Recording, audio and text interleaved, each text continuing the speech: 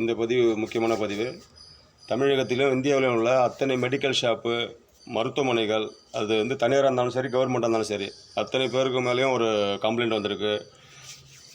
Medical shop, மளிகை கடை, அந்த பேக்கரியிலேருந்து பழைய பொருளை தூக்கி போட்டுருங்க, புது பொருளை மட்டும் வச்சு வியாபாரம் பண்ணுங்கள். அந்த ஆயிலெலாம் சரி, மளிகை கடையெல்லாம் மொத்தமாக ரைடு எங்களுது தான் அது.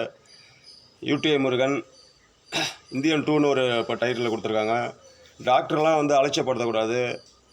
இப்போ அனைத்து ஹாஸ்பிட்டல்லையும் லஞ்சம் நிறையா தலைவிரிச்சு ஆடுது. யார் மூலியமாக தான் ஒருத்தவங்க குழந்தெல்லாம் பிறந்ததுன்னா 10,000 2000 கேட்குறீங்க.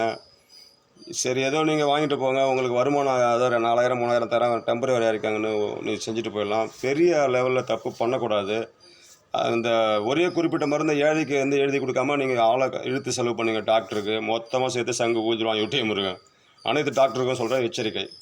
நன்றி, வணக்கம். Medical shop.